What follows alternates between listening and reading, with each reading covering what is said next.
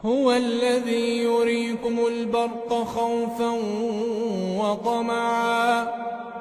هو الذي يريكم البرق خوفا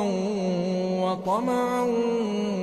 وينشئ السحاب الثقال ويسبح الرعد بحمده والملائكة من خيفته ويرسل الصواعق فيصيب بها من يشاء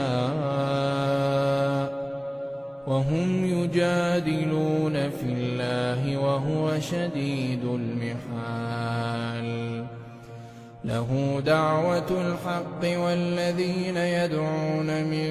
دونه لا يستجيبون